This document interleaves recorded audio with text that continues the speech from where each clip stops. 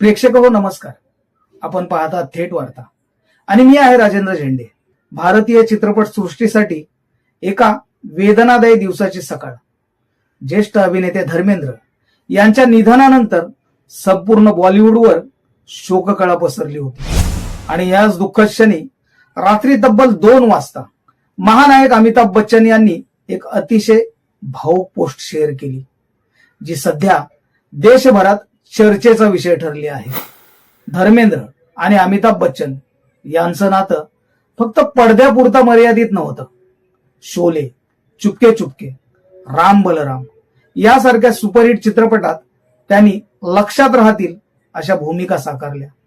दोघांमधील मैत्री, परस्पर आदर आणि स्नेह हे नेहमीच चर्चेत होते.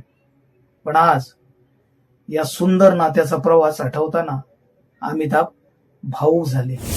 आपण पाहूया अमिताभ यांची पोस्ट.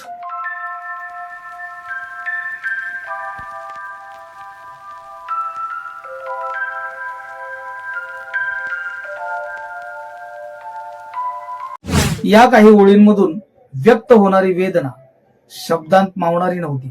त्यांच्या उदार विशाल मनाचा विशेष उल्लेख केला. त्यांच्या शब्दांमधून हे जाणवत होतं की धर्मेंद्र यांचं व्यक्तिमत्व पडद्यापेक्षा 100 पटीने मोठं होतं. अमिताभ बच्चन यांनी धर्मेंद्र यांच्या निधनाची बातमी ऐकताच रात्री झोप न लागल्याचा संकेत देणारी ही पोस्ट केली. रात्रीचे 2 वाजून काही मिनिट, पूर्ण शांतता आणि त्यात लिहिलेली ही शोक वार्ता. या वाक्यांनी अनेकांच्या डोळ्यात अश्रू आणले.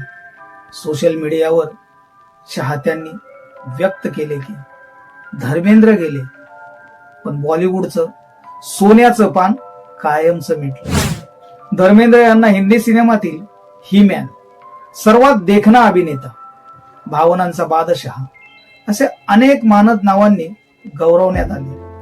55 वर्षाहून अधिक काळ त्यांनी सिनेमात काम केले. 300हून अधिक चित्रपट देत त्यांनी भारतीय प्रेक्षकांच्या हृदयात अढळ जागा निर्माण केली.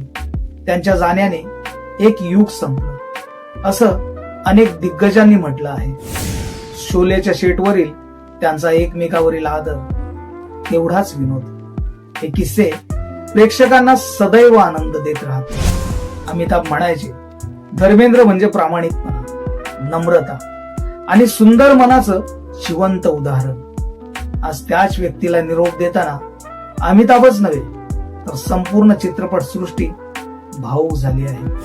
धर्मेंद्र यांच्या जाण्याने एक महान कलाकार, एक महान सहकलाकार आणि एक महान माणूस आपल्यामधून निघून गेला.